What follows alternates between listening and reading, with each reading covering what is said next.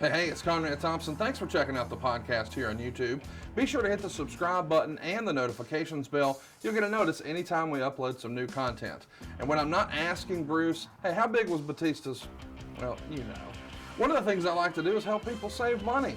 And if you're watching this video right now and you're in a 30-year loan, man, you're overpaying your single biggest bill and you may not even realize it. I want you to do a little experiment for me.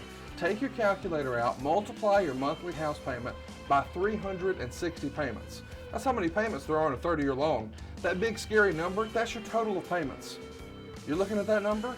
You know you can do better. Keep more of your own money right now and go to savewithconrad.com. Or maybe you've got credit card debt. Man, it's not a matter of if I can save you money with that. Your average interest rate on a credit card is more than 20%. And by the way, all the interest you pay on those credit cards, it's not tax deductible. Whereas the mortgage interest, well, that is tax deductible. So if you owe this debt, it's up to you how to pay it back. Doesn't it make sense to get the cheapest rate possible and the greatest tax deduction possible? Find out how much money you can save right now for free at savewithconrad.com. You don't need perfect credit. Even scores in the 500s can be approved, and it's no cost out of pocket.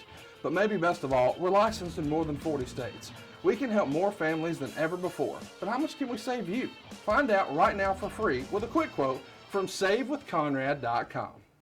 Hey, it's Conrad Thompson, and you're listening to Arn. And of course, the master of ceremonies joins us, the Hall of Famer himself, the founder of the Four Horsemen, AA, the enforcer, Arn Anderson. Arn, how are you, man? It's Tuesday, isn't it? Technically it is Tuesday, and we are excited to be here with you on Westwood One. And that means tomorrow is a big Dynamite day, right? Yes, sir. My favorite day, Tuesday, one of them. Wednesday is probably a favorite day too. So, yep, looking forward to Dynamite tomorrow. Life is definitely getting better all the time. I'm very blessed. I guess it's been out there now. We can talk about it. You recently signed a deal. You're going to be with AEW for 2 years, right? Hopefully at least. Sure. Unless they give me the boot, but I'm on a plan on that not happening. Very happy to be a part of that company and be part of their growth, because I think they got legs. They have a very bright future, and I'd love to be part of that. Yeah, you got some great news a while back. It was reported in the Observer that buys for the pay-per-view that you guys did with the Stadium Stampede match on top exceeded expectations. So AEW continues to impress, and they made another impressive decision inking you and the cat's out of the bag now. And we got a ton of congrats on our social media, and we greatly appreciate you guys' support. We obviously can't talk about stuff as it's happening, but once it's out there, then hey man, let's take a victory lap. And I hope that we get to do that at the end of today's episode. We're talking about something that happened 10 years ago. Of course, in WWE, it's Fatal 4-Way 2010. And that pay-per-view went down on June 20th at the Nassau Coliseum in Uniondale, New York. It draws 10,000 fans. And this is the first and only Fatal 4-Way pay-per-view. 3 of the 8 matches on the card are Fatal 4-Way matches. I don't know that you and I ever really talked about that, but I know a lot of old timers prefer the one-on-one match. They don't like the 3-way dance or the triple threat or the Fatal 4-Way or whatever you call it. Do you remember being in a Fatal 4-Way match in your career, or is this something that became a phenomenon post your in-ring career? Yeah, I was never in one. I'm not a fan of having 4 in one night, as you can imagine. If done properly, and they're the only one that night, they can be exciting. But 4 of 2 of anything is just too much. Yeah, they maybe overdo it a little bit here. Talk to us, about your thoughts on the psychology of a multiple person match. I mean, we just saw a few weeks ago, there was a little bit of controversy because the women headlined the NXT TakeOver show, and Charlotte Flair lost the belt, but she wasn't actually pinned. Rhea took the pin, and now we've got a new champion, and Charlotte never lost in the process. I guess that is a way to, quote unquote, protect certain talent. Is that the reason you think these became more popular? You could, say, how, look at all this talent in the ring, but at the same time protect a guy, or are you not a fan of that concept? Well, let me just lay out some of the rules. and some of the unspoken rules and let the audience decide. Okay. Okay. On a fatal four-way, technically there are no countouts, and technically it's a no DQ. Okay. Number one, 4 guys, if they're all fighting at once, which 2 are you going to watch? Right. So immediately your attention is split. If you have 2 sets of guys that are fighting on opposite sides of the ring, the attention span is split. If technically there are no countouts, then a guy can lay out there for what seems like an eternity, and everybody on that side of the arena is screaming, "Get up, get up, get up, get up." If you're one of those guys laying there, that feels terrible as a talent. So if there is no DQ, common sense prevailing, what would prevent a guy from sliding under the ring right out of the chute and grabbing a chair and going to work? Right. Nothing. What would stop a guy from reaching under there and grabbing a wrench and going to work? Nothing. So it's supposed to be that we as creative have to make sure that we just don't push that envelope, and hopefully the audience is not just sitting there going, okay, this is legal, this is not, this is perfectly fine, what are they waiting on? Because technically it could turn into a TLC match, couldn't it? Sure. Of course it could. So if you're sitting there and you're really in tune to the product, you're going, well, why don't they? Well, the idea is if just like as we're chronologically going through the matches today, that very first match could do all those things, but then what do you do for the next 3? Right. So what you have to do is compare notes, sit down with the other producers, make sure that you're not doing 2 of the same thing and that all the matches look different. Now, that takes quite a bit of work if you're talking about getting 4 sets of talent all together during the day and comparing notes and getting those guys in the other matches to stick to their word and not doing anything extra. But as we know, the higher you are up the food chain, the more things you're allowed to do. Sure. That you go back and talk to Vince in the afternoon, a little later, and okay, so-and-so got this put through, and which you never hear about once you break that one meeting. What are you guys doing? And we all separate and we go about getting our matches ready to go. You never hear about the ones that just got snuck in there at the last minute. But in the overall look of the show, it makes things look a lot different. If that makes any sense. No, absolutely. And I appreciate that you sort of broke down the way that would work as an agent, just trying to work with those sets of talent. Let's talk about what we're coming off of. As a reminder, this is fresh on the heels of the Over the Limit pay-per-view where John Cena retained in an I Quit match, which we've covered in the archives. But let's talk about some company news as we head into the Fatal 4-Way show. This is a big episode of Raw, June 7th. We see the invasion of NXT rookies on Raw. It starts off with a match between John Cena and CM Punk. They go about 10 minutes when the NXT guys hit the ring, consisting of Wade Barrett, Darren Young, Heath Slater, Justin Gabriel, Michael Tarver, Skip Sheffield, Dave Otunga, and Daniel Bryan. They attack everybody: Cena, Punk, Luke Gallows, Hall of Famer Jerry Lawler, Matt Stryker, who had joined Lawler and Cole on commentary, the ring announcer, Justin Roberts, and other WWE personnel around the ring. They're just destroying everything ringside, including the ring itself, which forces the match obviously to end in a no contest. But during the attack, Daniel Bryan makes some headlines when he strangles Justin Roberts with his necktie. And as a sign of disrespect, he spits in John Cena's face. And eventually he gets released 4 days later. We'll talk about that. But the idea here becomes known as Nexus. Talk to us about the idea of there being an invasion, what you thought of the execution, and just the concept of what they're trying to do here. Well, the idea was because these were kids from the school, and at that point in time, it was considered the school, It was not a strong brand with a television that was kicking ass every week. It was the school. But these guys were all young go-getters, talented in their own way. And the idea was if they combined forces and you got Wade Barrett doing the talking, that's as formidable a force as you have in the entire company. And those kids were all very, very good. And this is one of those ideas that I thought was excellent, but got cut off too short as usual, other than letting them go on just a tirade for months and pile as much heat. You will know when it's time to give something back to the good guys, but pile as much heat as you can possibly pile on those guys, because if you counted them, how many of them were there? Eight? Yeah, there's a bunch of folks here. Yeah.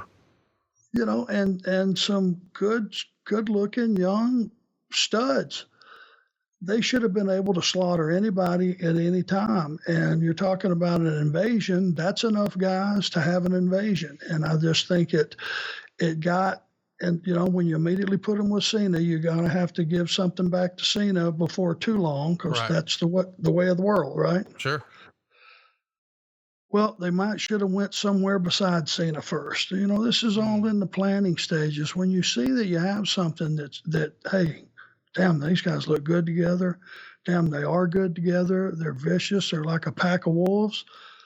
Well, let's sit down and really look at what we have for these guys and think our way through this. And let's just see how much mileage we can get out of these guys. Because if they would have got red hot, they could have been attacking heels and baby faces. That's just a what if. And I personally thought it was a great gimmick, and it just got cut off too quickly. Yeah, I think a lot of people thought it was a great gimmick and that it ended too quickly. But I feel like you made a great point that maybe we fans don't think about or talk about. Maybe you don't start with Cena first. On the one hand, I understand that everybody says, oh, well, if you have them attack Cena, well, they're definitely going to make an impression. But to your point, Cena's Superman at this point. So if you do something with Cena, he's got to come back on you, and that could cut your knees up from under you. You start and you build to Cena. You make Cena sort of the big boss, if you will, and he goes last, not first. 100% correct. So let's keep it moving. It's a great idea, but we should talk about what happens with Daniel Bryan. This is the most talked about story of the week back when it happened. Meltzer would write, Bryan Danielson became the most talked about wrestler in the industry the past weekend after being fired by Vince McMahon personally on June 11th. Over the past week, the situation had been hugely discussed because of aspects where it seemed like a work storyline. In the end, the story seems to make no logical sense as to either storyline or reality. Either way, though, Danielson was fired late Friday night Eastern time by McMahon, and creative and all the major company executives were said to have no idea anything was even brewing. There were those who knew that there was some heat on the angle itself because of the feeling they had promised sponsors a PG show. An aspect of that angle violated that promise, but nobody expected a scapegoat or a firing out of it. Just that they would have to be more careful in the future. Most, however, thought it was a great angle, and as the week went on, ratings for NXT the next day were up, as were ratings for Raw the next week. There was no appreciable difference in house show attendance. All the major company executives were immediately informed, and moments later, the WWE website released the news. The point being, if this is a work, Vince McMahon is keeping it a secret from virtually everyone and lying to the COO, vice presidents, people in payroll, marketing, creative, the people in control of drug testing, etc. In addition, Danielson would be lying to his best friends, both in and out of the organization. Danielson has been vague on his writing about the subject, but he may not have known what he could and couldn't say without getting in unnecessary heat that would have hurt a possible return. While he had people in the company who were legitimately not his supporters, the general reaction is the wrestlers greatly respected his ability, and he was a model employee. He got high marks for his interviews and his physical angles with Michael Cole and The Miz, which were far more believable than 98% of other WWE angles. Danielson at this point is already taking independent bookings all over the world, with the caveat that during his 90-day non-compete through September 11th, he can't work on TV or pay-per-view. The belief is he can be taped on the July 24th Dragon Gate USA show in Philadelphia, which is a pay-per-view, but it won't air until after September 11th. The only companies he's outright banned from appearing for right now is TNA, and he'll remain on payroll until September 11th. And then after that point, he's free to go to TNA. Now, we know what's going to wind up happening here. Daniel Bryan comes back and becomes the hottest star in the industry and proves all the critics wrong and has a hero story pay off at WrestleMania 30. But boy, it's looking pretty bleak here in June of 2010. The rumor and innuendo we would hear as fans over the years is when he sort of freestyled the decision to choke Justin Roberts with his tie, that's what did him in. Is that what you guys heard as agents? Pretty much. You want to hear my opinion? Yes, please. Okay. Just knowing the way things are and the way things were, those guys were given carte blanche to go and destroy everybody. Right. And everything, including the ring. Now, you're thinking about this. This is a television show, and if you tear up all the announce tables and you tear up the ring, you're going to have some serious dead time. Right? Right. Trying to repair all that to have the rest of the show. But I'm sure these guys, and Daniel Bryan included, were told, man, go out there and get yourself over, be a vicious prick. No one said, because at that time and to this day, there's no such thing as choking. Right. And we know why. Sure. Don't need to go back and relive this, but choking, now a guy can fall off the top of a ladder on top of another guy and blow that ladder that's underneath him in half, risking getting impaled and everything else, but you can't choke a guy. Like the audience is going to give you this tidal wave of backlash that it reverts back to something in the terrible past. Right. I don't think anybody puts that 2 and 2 together to make 4. That's just me. But the second it went down and no one pre-warned the guy, I'm sure he wasn't thinking about it. Choking had always been something that had been part of a heel's repertoire. It's just always was. If done properly, it's vicious. So that went down before anybody knew it. The guy in the big chair saw it and probably went apeshit. Because it was clear, not even grabbing a guy with one hand by the throat was allowed, but it was too late in his mind. So I think the firing was a shoot. I mean, do you think this is one of those deals where again, I wasn't there. I've never talked to anyone about this. I don't know. I'm not trying to push you in one direction or the other. I'm genuinely asking, do you think this is one of those deals where, like we've heard, where maybe once upon a time Fit Finlay on an overseas tour was just trying to get some heat, made a mistake with a flag and their local customs. And as a result, Vince fired him, but then he brings him right back. I mean, is this one of those sort of, hey man, I know this was bullshit, but this is the way of the world. So I got to do this for a little bit, but I'm going to bring you right back, but I've got to do this for the greater good right now. Is it one of those deals? Or do you think it's a legitimate, God damn it, Bryan, you've got to be smarter than this? Well, number one, Fit was not told we're going to bring you back. Fit got fired over something that they had done 1,000 times at live events, which was live resistance, right, interrupting the national anthem. There you go. When Fit got fired, it was a legitimate firing, and they didn't bring him right back. He was gone for probably a year. Which if you're used to being in the spot he is and making the money he was making, a year off, that's a pretty stout loss, isn't it? Yes, substantial. You bet your ass it is. This was not an angle. I think he got fired off of the choking because of the PG product and what he thought. This was like a preventive strike. That Vince thought there was going to be this windfall coming. So he fired the guy, and the only reason Daniel Bryan was brought back is because it was such a lousy thing to do for him to be held responsible and lose his job over that when nobody told him not to do it. Most guys weren't even aware that rule existed. They were all told, but it wasn't something that was right in their prefrontal lobe every minute of every match. It could have happened, and it did happen. And I think that the only reason Daniel Bryan was brought back was because of the groundswell of the audience that were pulling for him, legitimately pulling for him. They wanted the guy. They knew he got screwed, and they wanted him back, and that's the reason he came back, and the only reason. Well, there's other people campaigning for him. I can't believe this is real, but even PETA sent a letter to Vince McMahon saying they needed to rehire him because he represents the quintessential vegan badass. They even have a spokesperson out there who's for PETA saying you got to hire back Daniel Bryan. So he does have a whole groundswell of support. Ultimately, he does get to come back. We know he's going to become a big superstar, but you got to feel like, I don't know, beyond bad for the guy when he gets news like this. Did you have a chance to talk to him? I mean, when you were watching this go down on a monitor, did you immediately recognize, oh shit, he shouldn't be choking him? Or was it something because there's so much chaos, you just missed it?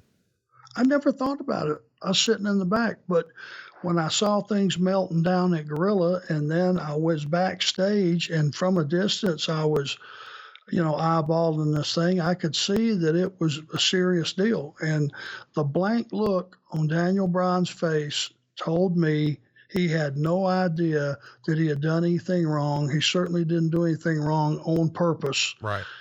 He was just sitting there with his eyes bugged out of his head going, what did I do? What did I do? I mean, I wasn't saying that. That's if the VH1 bubble popped up by his head, that's what it would have said. What did I do wrong? I just did what I was told.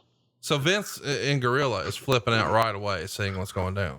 Oh, when he saw the choking and all that stuff, I imagine now I'm arriving on the scene late, but I saw how far this thing went, destroying everything out there.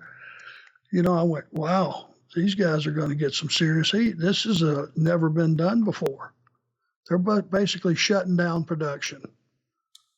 Did you, it was written in the newsletter at the time that John Cena was campaigning to bring him back, and Cena even commented on his social media at the time that he'd like to see Bryan back. Do you think John went to bat for him to try to get him back with the company?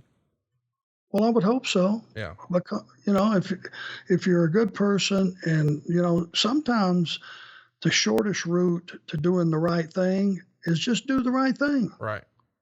Does it take a brain surgeon to figure out what the right thing is? The guy hypothetically made a mistake, but it wasn't something that, it's like for the longest time, chair shots to the head are gone. Right. And for a good reason. So, it's not like he picked up a chair and milked it and measured a guy and hit him right in the top of the head and split him wide open with a chair.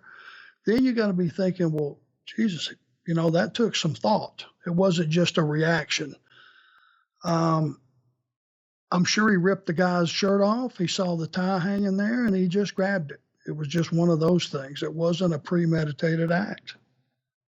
Let's talk about some news and notes as we head into this show. Meltzer would write, Undertaker underwent surgery this past weekend on his damaged orbital bone. Before the surgery, we had heard that he would be able to return in 8 to 12 weeks, but we haven't heard anything since. It would still make sense to keep him out of action until SummerSlam. At this point, the plan is still Swagger versus Undertaker for the SmackDown title, but you can't expect those kinds of plans not to change 10 times before then. Let's talk about the Undertaker here for a minute. Meltzer wrote, a few years ago, that he remembers having dinner with a prominent WWE superstar in 97. And most people assume he's talking about Bret Hart, and that the person told him that he didn't think Taker would be in the business much longer because he had such pain, with his knees and hips and things like that. He was just beat up, and he's a large dude. So you got to figure he's racking up the miles faster than some others. And that was 1997. You fast forward, he's still here in 2010. In 2010, did you think that maybe the Undertaker was winding it down? I mean, would you have ever guessed he'd still be here 10 years later? The one thing I've learned is do not try to outthink a talent on when he decides it's his turn to return to the business, right, or leave the business, because that all lies in him. And, you cannot underestimate a guy's ability to want to leave this business under his own terms and get himself well. We're the greatest rehab patients on the earth. When we get damaged and injured and we go to a doctor, if he puts a 6-month window or a 9-month window on a recovery, if it's 9 months, you can bet the guy's going to be ready 6 months. If it's 6 months, you can look at it being about 4 months. We are always ahead of schedule because you have to be. We're the product. Our body is the product that we're promoting and we're selling to the guy that signs our check. And we have no choice but to get well. It's not about milking and getting a paycheck and taking as long off as possible. If you're truly a top guy and you're truly a player, or even if you're a middle guy and you just take pride in your work and you want to get back as soon as possible, you will get yourself well. So I've never taken one of those comments that, hey, I think Taker's done, or, any of that stuff to heart. He'll decide when he's done, and that's his option and his option only in my mind. Hard to argue it. And I mean, we see he's still doing his thing, and he's shown us he's still very capable of doing that. I think everybody's enjoying seeing his story on the WWE network, and I'm sure we'll talk about that sometime soon. Let's talk about Ted DiBiase Sr. though. He's going to undergo emergency neck surgery on June the 7th to free a disc pressing against the nerve that was causing him severe pain in his right shoulder and down his arm. He had a neck operation back in the 90s, which led to his retirement as an active wrestler, where 2 discs were removed, and he still hopes to make a personal appearance soon after this surgery in France that he's got booked.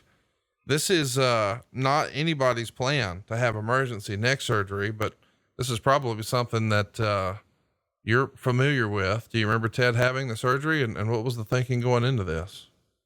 Yeah, pretty much the same. You get to the point in this business when your neck controls everything. Mm-hmm. It controls your entire body. When you get a neck injury, the lesser, the symptoms, the more you just try to get through the day. Whatever that activity is that day, you just try to get through it. But that pain can get so numbing, and it's a dull pain. It's a dull ache. It's not a shooting pain. But if you've ever had a dull ache coming out of your neck, man, it is just like, I don't even know how to describe it, but it's chronic. It's 24/7, and it just feels like it feels like a toothache in your shoulder. And once you get to that point and you can't sleep and all these other things start to happen as a result from that neck injury, you pretty much will do anything, to get rid of it. And if it means emergency surgery, so be it. Well, I'm glad that he got some relief here. Let's talk about somebody else who probably needed a little relief. It makes the Observer that Vince McMahon showed up to TV with 2 black eyes and a cut over one eye that goes into his forehead. And nobody seems to know what happens, but everybody's whispering about it privately, and Vince never addresses it. And most people say it looks like he was in a fight or some kind of accident. Do you remember Vince showing up to work a little worse for wear? And what was everybody thinking when the commander in chief doesn't quite look like himself? No, that's another one of those things that slipped by me that I missed or I've forgotten, or, I don't remember that. If anybody out there has the info though, or the Skippy, you'd love to hear it. Absolutely, we would. Let's talk about something you might be a little more familiar with. Ricky Steamboat. He's being taken off the road temporarily in Tampa. Or I'm sorry, he's going to come off the road and work in Tampa as a trainer for FCW. And supposedly it's a temporary position because the company hired Dennis Condrey, but for whatever reason, it didn't work out.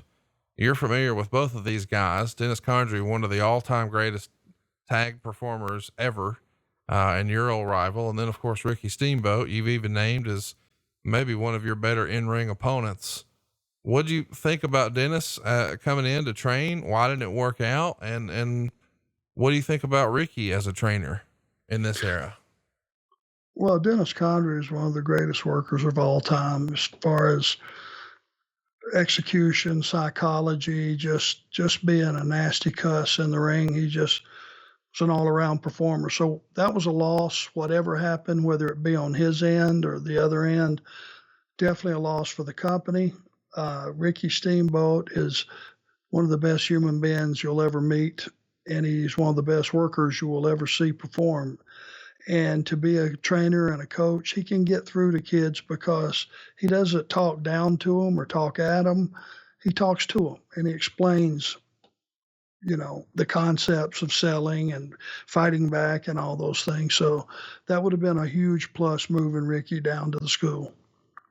Yeah, it's weird that, years ago, I was wondering, like, how in the world does Ricky Morton not have a spot down there? And if I'm honest with you, it flew under my radar that Dennis Condrey was ever there. But those are two of the like unsung heroes of wrestling. And it feels like if anybody could teach, a younger generation, the little nuanced stuff that makes a performer special, wow, those guys are on the short list.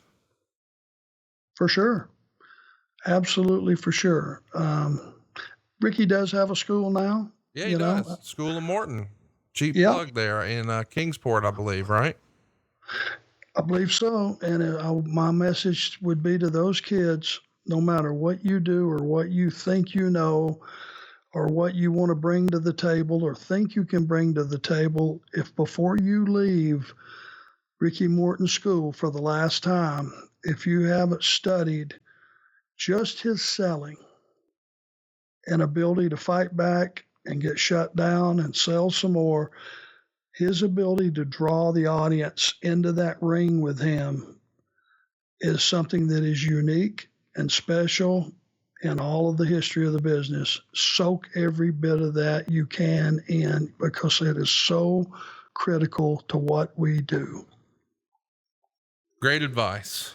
Let's talk about 2010 a little bit. We're trying a concept on Raw in this era where we're doing celebrity guest hosts, and that gets ratings as we march towards this show on May 17th of 3.44, May 24th of 3.11, May 31st of 3.22, June 7th of 3.09, and June 14th of a 3.43. I'm mentioning this because it feels like you see a trend where they're going down, and then randomly we're back almost where we started a month later. Was that cyclical for the wrestling business in your opinion? We used to hear that summer was usually a little softer. Or is this just maybe a sign that the creative isn't working, or maybe the celebrity host thing isn't working? What would you take from these ratings? Maybe it's all of that. Number one, if you don't believe June is not the greatest day for live events or people sitting in the house watching wrestling when they could be out at the lake or the beach or any of that, you're crazy. If you don't believe that September is a month that parents out there have the responsibility of either buying school clothes or school supplies or paying tuition or whatever, or going to a wrestling match, most of them will make the right decision and buy the school clothes and all the things that they need. Those have always been things you can count on in the wrestling business. It's nobody's fault. It's just a fact of the matter. You have to make choices, and those 2 months are about choices. So the live event business is usually down, and even television is down. That's people vacation during the summer. Now I would love to have the fan step up, identify themselves, tell the truth, that said, oh gosh, I heard next week Bob Barker's going to be the guest host. I got to get 12 tickets to that. Yeah. I'm taking the whole family in the neighborhood. Now, Bob Barker is an American icon. He is a treasure to this country. That doesn't mean having him as the guest host is going to move the needle on what we do. We've had a string of hosts that come out, and by and large, our audience was not there to see Hollywood people. No disrespect to who they are. They're big stars in their own universe. Not necessarily so in our universe. And what I've seen, and I feel terrible for them and bad for them, they get booed out of the building.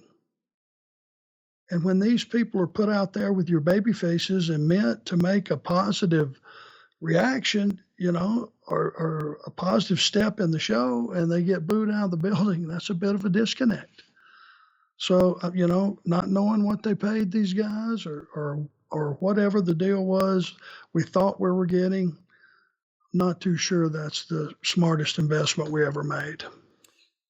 Yeah, hard to argue that. I don't remember any wrestling fan I know looking forward to that, but we were looking forward to this pay-per-view. Let's jump into it. I'm pretty excited to cover this one because, well, I just like talking more modern WWE, but also like running, some of the results past you and getting your take on the different performers who are no longer there.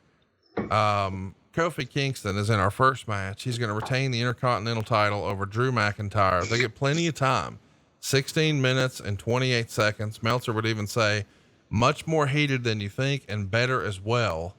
Of course it comes with, Kingston getting the win with the Trouble in Paradise for the pin. Meltzer gave it 3 stars. These are both going to be big time main event, WrestleMania main event world champions. Here they're still figuring it out. They're battling for the Intercontinental title, but they put on one hell of a match. I loved it. What'd you think? Absolutely. And the Intercontinental champion is a pretty good prize. Yeah. It doesn't suck. So they're in a good slot, and you could tell these guys were just getting their characters together and figuring out who they were and doing all the right things and establishing Kofi Kingston was a guy that always had a ton of fire, and he figured out that selling had to get plugged in there. And besides just the high spots and all the cool things he could do, he needed to be able to punch you in the mouth. And he was starting to figure all those things out. Drew McIntyre went through a period of time where if this is possible, he got too lean. I don't know if that's possible, but the guy looked like, somebody that was walking into a bodybuilding show, an amateur bodybuilding show, and might have just leaned out a little too much. I'm not sure if this was during this same period, but I think that hurt him. But they were definitely on their way to getting over and figuring out the business. And it was a good match along the way. Can't recommend it enough, especially if you're a fan of these guys today and what they've been able to do since. It's fun to go back and look at this one. Next up, we see the Hart Dynasty tell Savannah they're not going to be distracted by Bret Hart's health woes because they have the Usos. We should mention before we started the show, Vince McMahon announced that Bret Hart will not be joining us thanks to the Nexus. And then they run a car into his limo. We've got Alicia Fox winning the women's title in a 4-way over Eve Torres, Maurice, and Gail Kim. In this era, the women didn't get a ton of time. They get 5 minutes and 47 seconds. Meltzer would call it a bad match and give it half a star. These 4-way matches are complicated, even when you've got seasoned vets, but when you've got some folks who are still learning the craft, not saying that Gail Kim qualifies for that, but Maurice was still very, very much in a learning phase here. It's, maybe not the best way to sort of test their mettle in a 4-way like this. It wasn't an awesome match, but they got some time here on the pay-per-view. What'd you think, Arn? I think it should have just been a straight tag. Yeah.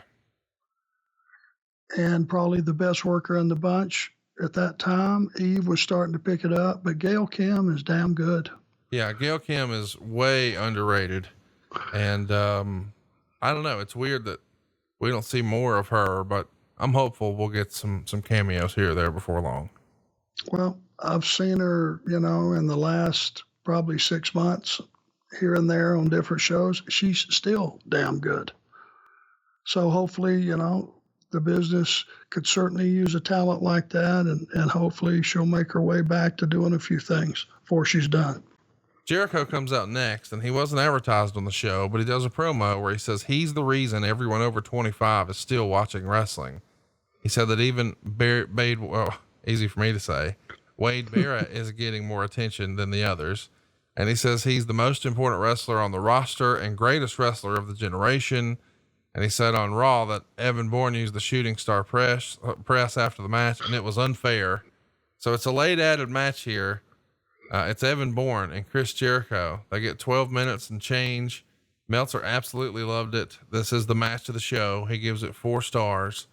And the fans start off pulling for Jericho, and they're booing Bourne heavily. But at the end of this, when Bourne gets the win with a shooting star press, it feels like we're making a guy, man. What do you think of the match? And why don't you think Evan Bourne is still in the WWE today? Well, I bet if you go back and you watch the match closely, even though the fans were cheering for Jericho, he wasn't catering to them. No. He wasn't accepting all those cheers and all that stuff. It would have been real easy for him to just work babyface and just dominated the reaction, but he stayed, the course. He did what he does. He did a few rotten things, and before you knew it, you started pulling for Evan Bourne, who could do some incredible stuff, and he was a small guy, but man, was he athletic. Jericho would have been right there to catch him on everything. And, what turned out to be just an add-on match, I'm sure was one of the matches that when you left there that night, you went, man, I enjoyed that match. Yeah. No, I mean, I think it's the best match on the show. I think the readers of the Wrestling Observer think so too. Let's get to a recap of what's happening next on the show. But first, talk to me about Evan Bourne. This is a guy who was very impressive when I first saw him in Ring of Honor and some independent stuff. And it feels like he's impressed everywhere he went, but for whatever reason, he just hasn't become this breakout star. He can do some really spectacular stuff. What do you think has held him back a little bit? During this point in his employment, what do you think it was? Knowing me and, just telling you the truth, what do you think was the knock on Evan Bourne?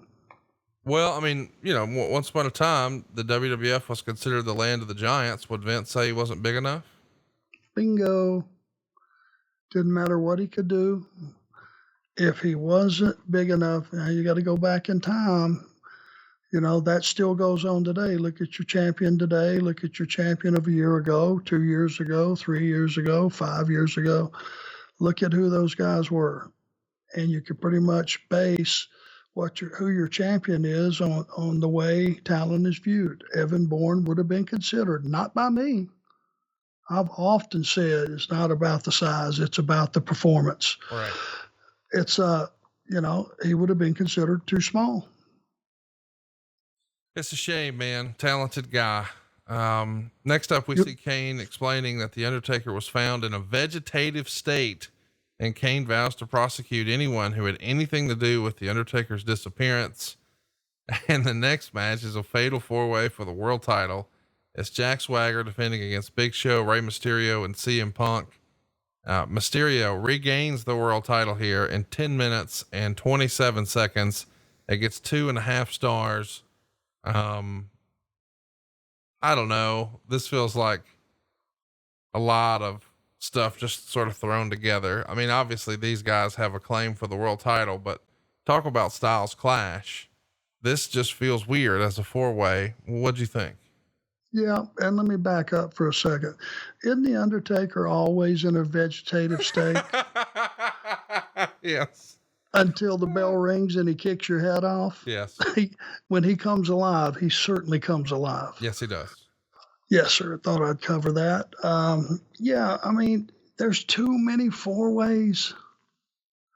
As you talk through the show and it gets to the point, it goes back to where was the heat on the build to the match? Are we just throwing these gimmick matches together so that you had a pay-per-view full of fatal 4-ways, or are you actually building towards stories and why these guys are in the match together? And you can, the match can be decided and you or the guy you're fighting with not even be in the fight when the finish goes down. There's so many things that go into triple threats and fatal 4-ways and all that. And just to put 4 talent in there, they really don't have that many things going on amongst each other. It's just taking away spots and psychology that you could have used in a single fatal four-way that went 45 minutes and told you an incredible story, but used all of the things available instead of trying to spread them out over the course of a 3.5-hour show. This is Rey's second time as world champion. We just had the whole size conversation about Evan Bourne, but then we're putting the belt on Rey Mysterio. Is it just because Rey is so unique and so special, he gets a pass? Or why do you think Vince was okay with Rey, but maybe not some others? He's just an example you go to. He is special. But the thing about it is, every time I've seen Rey Mysterio win a match, if they had enough time to tell the story, whether it was Randy Orton, one of the greatest matchups of all time, him and Rey Mysterio in Mexico City. I wish you could have seen it, Conrad. It was the classic example of the big guy bullying the little guy, who you actually started to feel bad for Rey Mysterio. You almost wanted to just run down and grab him up in your arms or run out of the arena with him, because he was getting manhandled so badly. But when he pulled off that victory, my God, the roof came off the place. Rey Mysterio winning the world title anytime is such a fan-pleasing moment. It makes you feel good when you thought he had no chance, but you love him anyway, because he's not out there mowing guys down. He's not out there muscling guys around. Rey's using his whole body to chip away at everybody he's in the ring with, and finally chip, and boom, he knocks you on your ass. And it makes sense, and people believe it. It's all about the presentation. And anytime you can put the world title on Rey and let him go out and just thank everyone for not giving up on him, because he's always still in the fight. That's the one promise Rey Mysterio can bring until the point that he gets beat. If in fact he does, he stays in the fight. And as long as he can have that promo, people will continue to love Rey Mysterio. Cena does a promo next, pretty much guaranteeing that the NXT guys are going to do a run in later, when he says that him and all the guys in the match have an unspoken agreement to work together if the NXT guys interfere in the match. And that brings us to our US title match. The Miz is going to retain when he beats R-Truth in 13 minutes and 19 seconds. Miz tries to do a rap, trying to imitate Truth's voice, and even using Truth's, ring entrance music. Of course, Truth comes out, and there's a Miz is awful chant that's pretty loud at some point. So he's definitely got some heat. Meltzer would say that the match started to drag and people lost interest. The finish sees Miz block a front cradle and sit back into it for a pin. He gives it 2.5 stars, or 2.25 stars rather. And I agree with him. I thought it was an okay match, but maybe it was a little long. What'd you think, Arn? Same thing. Don't pull time just to pull time. Put it where you need it. Don't give the girls 5 minutes. You could have gave them 7 or 8 and let things slow down and tell a little better story. It's spreading the time around. And it's as big a crime to give a match that doesn't need 15 minutes to give them that 15 when they could have done it in 10, as to give a match that could have benefited from 8 and give them 5. May not seem like a lot of time, but when you're trying to structure a match like a fatal 4-way, 3 minutes can help you out. Yes, it can. Let's keep it going. Get to the next match here. It's David Hart Smith and Tyson Kidd and Natalya picking up a win over at Jimmy and Jey Uso and Tamina in 9 minutes and 28 seconds. Meltzer would say they were put in a death spot on the show. 2.5 stars. Tamina's going to miss the Superfly splash, and then Natalya gets up and uses a discus clothesline for the pin. So Natalya pinning Tamina is our last look here. What'd you think? I mean, we've talked about how much we like, Tyson Kidd. This is him teaming with Davey Boy Jr. to take on maybe one of the more underrated teams in history that for whatever reason we don't hear a lot of chatter about. And to me, the Usos, I think the Usos have been, criminally misread by fans for a long time. When the chips are down, they can put together one hell of a match. And I really enjoyed this one. Yeah, absolutely. And, I I'm one person that can truthfully say I've seen the Usos grow up from the first time Rikishi brought them to the building in Pensacola. I think it was probably for a live event, and they were probably, oh my God, they were probably 14 years old. Very respectful kids, and you just looked at them and you went, if you know anything about the Samoan history in our business, I mean, there have been some incredible island boys in our business, and incredible performers, incredible people, good friends, good employees, just good people in general. And I looked at those two kids and how respectful they were, and I just thought to myself, won't be long, I'll be seeing them. And I kind of watched them grow up in the business, but, I think you're right. I think the audience, if you're not positioned from day one, if you don't walk out on Raw or SmackDown and get a resounding win and give me a little bit of well-placed verbiage either before or after the fact, after I think might be a little more effective, and just let me know who you are and give me a read on who this new talent is right off the get-go. Unless you're introduced the proper way, going to be swimming upstream. The next match is for the 4-way for the WWE title. It's John Cena defending against Randy Orton, Sheamus, and Edge. Sheamus is going to win the 4-way and the world title. Orton gets a big pop at first. Edge gets some boos, but not as many as you'd think. Sheamus is booed the most. And of course, Cena comes out and he gets his typical mixed reaction, more boos than anyone, but not more cheers than Orton. That's according to Dave Meltzer in the Wrestling Observer. So this is the big show, and this is for the world title, and it's a John Cena match. I assume you were the agent for this one? I'm sure I was. 3-star match. After this is over, Cena does an interview saying he's not mad about losing the title because that comes and goes. He was mad that these guys haven't earned their way into the WWE and they're doing what they're doing. Of course, he's talking about the inevitable NXT guys who are going to attack and lay out the Hart Dynasty and Evan Bourne. It's quite the move here. You even see Skip Sheffield, who we know is going to go on to be Ryback, lay out John Cena with a clothesline, and then Wade Barrett would use the forward fireman's carry, and Justin Gabriel hits the 450, and the NXT guys chase Sheamus to the back. It's a scene here. We're doubling down on Nexus. And as a result, Sheamus is your world champ. What'd you think? So after you lose the world title to Sheamus, then doing a promo about anything else, to me, feels just a little hokey. I mean, you're gonna lose the greatest prize in sports. And other than that being the focus of what you're talking about, I mean, what is there to say? I know I lost. But then the Nexus to come down, and beat the piss out of John, where were all the other baby faces? Did he have no friends? Right.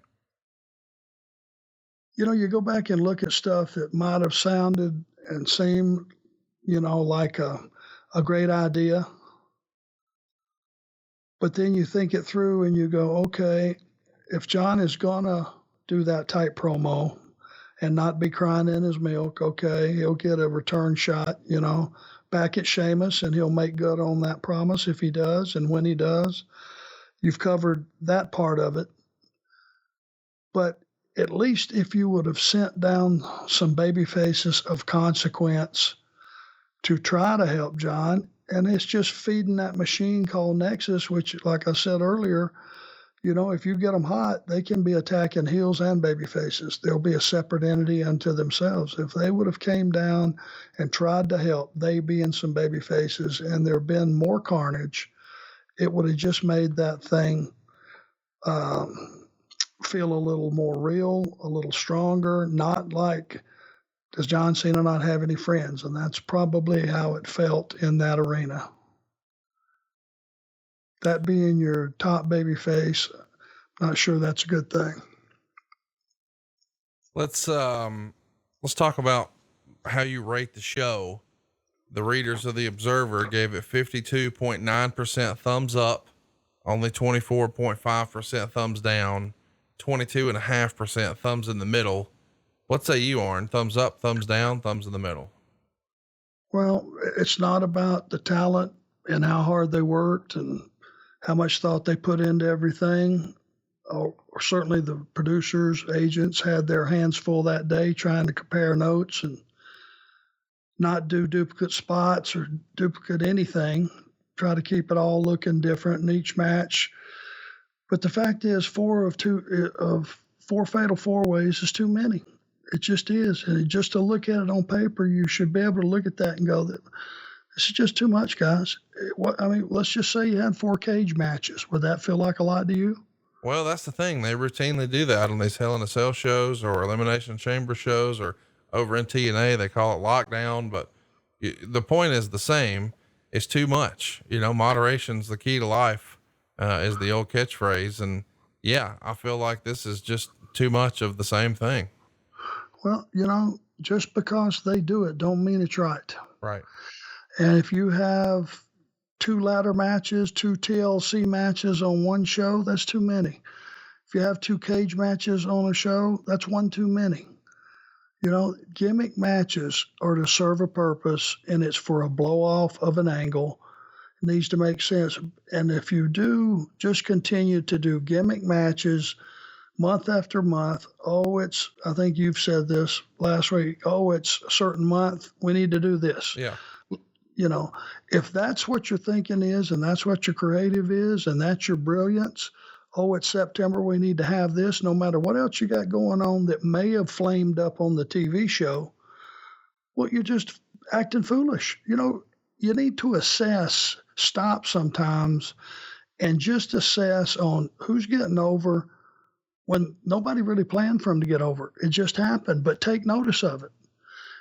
Take these, as just a rule of booking. And, I don't claim to be a booker, but I have been around a lot of them, and some of them that really knew what they were doing. The fact of the matter is, instead of having the 5 same guys go out and carry 6 segments of Raw or 8 segments of Raw every Monday, spread that time around. And let's get to know some of this young talent and let them beat some other guys that can perform that haven't been on the TV show in months, but can go out and carry their end. Let these guys talk on TV, give them the opportunity to go out there and hit a grand slam or hit a dribbler down right back to the pitcher. But that's the only way they're going to learn. It's the only way they're going to get over. And, it's just, this business is based on each guy or girl that come through, or woman that come through that chute. You should look at them and look in their eyes, and they should have a look that I belong, I'm a star, let me show you what I got. And it should be a confidence, and they should be able to step through those ropes, and whatever they give you should be from them, not from some creative place. And until you start spreading that around, you're going to have a limited number of guys that matter, and you're going to have a long list of guys and women that nobody knows who they are. And to have a locker room full of those folks, I'm not sure is the best way to keep your business fresh, keep your business fun to watch, and have enough stars on there that you don't get tired of seeing the top guys. The readers chose Evan Bourne and Chris Jericho as the match of the night. Would you agree? You know what? The readers are always right. Well, they're the ones that enjoyed it. So I agree with them. Well, we hope you guys have enjoyed this week's episode of Arn. It was Fatal 4-Way. And if you've got a question for next week's show, we encourage you to go ask it at the Arn Show. Next week is going to be a Q&A episode, and we're excited to bring that one to you. Arn, we got tons of questions for this week's show, though, about the Fatal 4-Way. I'll try to hit a few rapid fire. Are you ready? Yes, sir. So Sheamus, Edge, John Cena, and Randy Orton, in the nicest way possible, one of these feels not like the other, right? What says the enforcer? Yeah, this is something that we got a lot in the comments. I feel like a lot of fans are sort of down on Sheamus, and I think some of that is probably because they feel like Sheamus was quote unquote pushed down our throats. So much like those same fans probably feel about Roman Reigns, they probably put Sheamus in that same category. You know him differently than fans do. What's your take on Sheamus and the way fans maybe turn their back on his push so early? Well, I mean, that's true and not true. If you don't come out with a guy and right out of the chute, let the audience know, hey, this is a guy we're going to go with, Right. and he's going to be successful right out of the get go, then, a lot of times guys won't get over. I believe in bringing a guy out for the first time and have him make an impression. So not sure I agree with that. I think he did fit in that group of guys. It was just going to take him a little while for you to go back and go a couple of months later and go, well, I guess this guy has got something. You're going to go through that. Who is this guy? Why are they pushing him so hard? In a company full of stars, he's not necessarily the biggest, the baddest, the best looking, but hey, in time, if he earns his place through his work, then you'll go back and go, well, I guess I was wrong about this guy. I'm so glad that we had this discussion because it feels like a lot of people are sort of torn about it. Let me read you a few comments. This comes from Concussed Jones. He says, I never saw Kofi Kingston as a main eventer. Now, hang on. I know we're talking about Sheamus, but just let me finish the thought here. Not because of his talent, but because of the way he was presented. Did you ever think he would get over the way he did? His career didn't seem to be going anywhere until those couple of months before WrestleMania. Now, this is a question from Concussed Jones, but it really ties back into what we're talking about because of the way he was presented. And here's another example of that same thing. The Booked Shoot says, do you think Sheamus was pushed too hard too soon? Or do you believe in the bring him in as a main eventer and he'll be a main eventer mentality? And if he doesn't have it, you'll see pretty quickly. Right. Guys will come out, or women, and they will bare their souls, and you'll know what you have pretty quickly. As long as they have an opponent that they can have a match with, and they have enough time, and they have enough interview time, it won't take long to see whether they have it or not.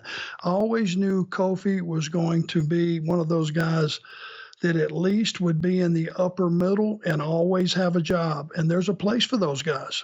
There's a prominent place in the business. That wasn't enough for Kofi, and he just kept working, and his work just got better, and he was such a dependable, employee, and always on time and willing to do all the things that he needed to do to get better. He would listen.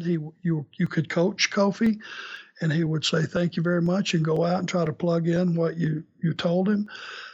I don't think anyone knew he was going to make it all the way to being the world champion, but you know what? It was really fun to watch, and I'm very happy for him. I think the business is better for it, and certainly glad to see it happen to a guy like Kofi. I think we all are. We'll do two last ones here, and then we'll wrap it up for this week. Instagram, a wrestling historian, wants to know, why didn't Sheamus become the face of WWE? Look at the mug on him. Thank you for that. Adam Parsons wants to know, any good stories or memories about the Nassau Coliseum? You guys ran that building a few times with the NWA too, right? We did. And, New Yorkers are a pretty raucous crowd, and they always came out and supported us. The building was usually pretty full all the time. And it was just one of those markets that you knew you were always going to do well. Well, and we know we're going to do well with you guys checking us out every week here on Westwood One. We hope you'll join us and get these shows early and ad-free over at adfreeshows.com, where you certainly would have gotten this week's show and next week's show early and ad-free. And next week, we're giving you guys the keys to the show. You're in charge. It's hashtag Ask Arn Anything.